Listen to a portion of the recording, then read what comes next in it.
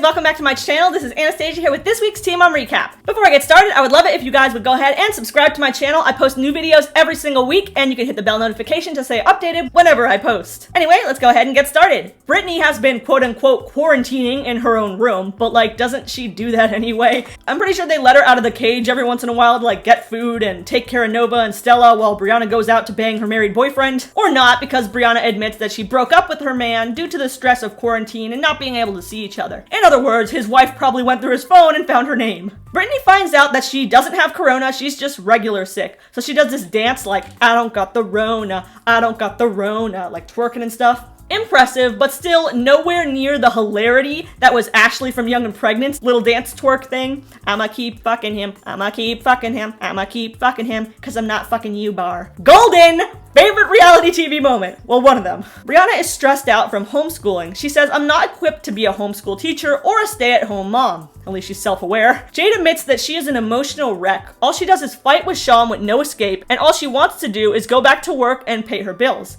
Thankfully, her salon is opening again soon. While she's going crazy in the house, she says, Sean, you seem to be having fun. You like it. Playing games all day, enjoying yourself? No shit, Jade. He's been sitting at home doing fuck all since way before Corona forced him to. But now, he has an excuse to do absolutely nothing. Dude is living for this quarantine. He's had years of practice. Chelsea's house is still being built despite the quarantine. She says, this is sickening, guys. Yeah. Literally, for the construction workers who apparently still have to do this despite quarantine. She also wants to have another baby. Her doctor reassured her it's okay to conceive, don't put it off because of the pandemic or anything. West Virginia is starting to reopen, and Leah's girls want to go back to cheer and dance. She FaceTimes her sister and says she's okay with it, but she's nervous. After 4 months, we need to begin to get back into a normal routine, although it looks different, she says. Kail tests herself for gestational diabetes and then complains about Joe. While Isaac was at Joe's, he asked to stay there longer because V's family was coming over. Kail says, I had to say no because he wouldn't see his brothers for 3 weeks. Co-parenting with Joe has been a struggle these past few months. Isaac is just not old enough to make those decisions. Hold up just 1 second, Kail. Let's flash back to the September 8 Teen Mom episode, shall we? If Isaac doesn't want to go to Joe's, he shouldn't have to. He's old enough to have a say. What the hell, Kail? This is one of the most hypocritical things I have ever seen on this show. Like, she is literally directly contradicting her own words that she said 2 months ago. I know you guys remember when Isaac didn't want to go to Joe's house and Kail started this huge blow-up fight over it. Like, Isaac should decide. I'm not taking him there. Take me to court. He doesn't want to go. Isaac has that right. Oh, but now when the tables are turned and Isaac decides he does want to stay at Joe's, now it's, oh no, he's not old enough to make that decision. Bitch, did Isaac age backwards? Such a hypocrite! He can decide when he wants to see me, but if he wants to see his dad, he's suddenly not mature enough. I don't like that decision. I am honestly embarrassed for myself because I defended Kail on this in my last video and I got like hate for it in the comments section, but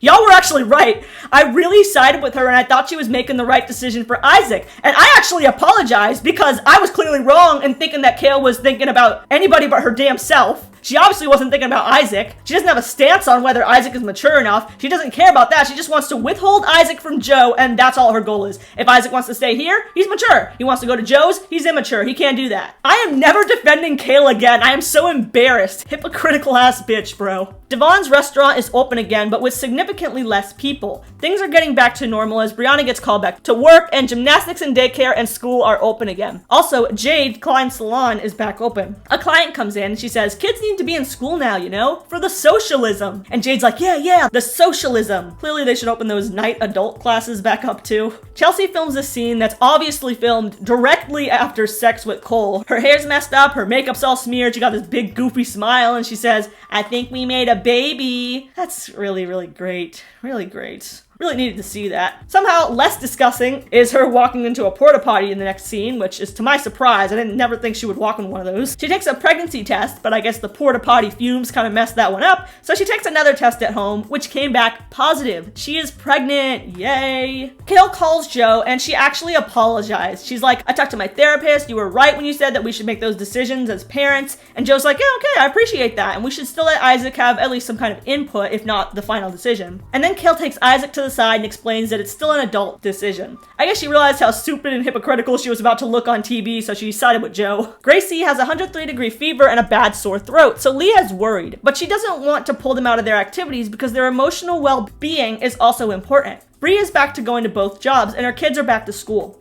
She says, I feel conflicted. I want to stay home with them both. I have no choice but to go back to work. Wasn't she just saying like last scene that she was not equipped to stay at home? You know what? I'm done looking for consistency with these girls. They clearly just say whatever comes to mind. Stella smacks a camera out of her face and Brittany says, that's how we feel about 2020. Kail still really wants a home birth. However, her doctor wants her induced. Her baby is breech, and if he stays that way, she legally cannot do a home birth with a midwife. She hopes that he turns around. Kail's not getting her way with like anything these past few episodes, and it makes her so mad. It's kind of funny. Jade realized that Sean is struggling being home alone with Chloe. He tells the 2-year-old, dude, you need to calm down. Jade comes home from a whole ass work day only to see that Sean is still sleeping. She tells Sean she wants to make changes. Now that Chloe's older, she wants to put her in school. And Sean's like, yeah, I want to go back to school too, get a music degree, get my GED. And Jade's like, yeah, I said 1,000,000 times I would help you. You never actually took advantage of it. I taught myself to make music. I'm so proud of myself. Oh god, he thinks he's gonna get rich off his mixtape. Please stop. She says, I think it's time for you to do something bigger at your age, which is a nice way of saying you're 27, 28, Sean. The SoundCloud rapper dream is long dead. I think you're scared, Sean. Stop saying that. You just wait till I'm done getting my hair cut. I'm pissed.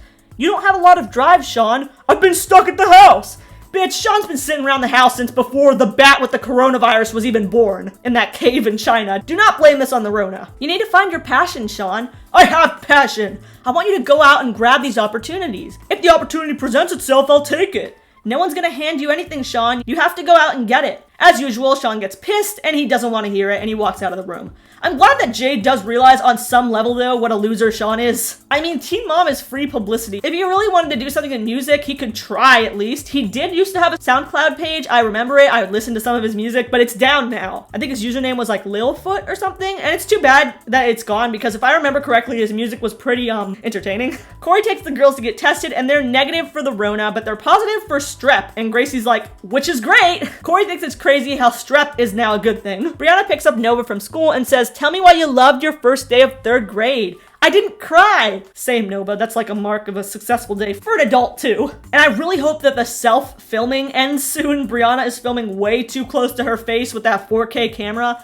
I can see every hair on those moles of hers, and her face kind of looks like a hairy chocolate chip cookie. And that's all for this episode of Teen Mom 2. Do you think Sean is on his way to getting kicked out of Jade's house too? Do you agree with them starting to get back to normal after the coronavirus? Make sure to leave a comment down below, and make sure to subscribe for more Teen Mom recaps every week.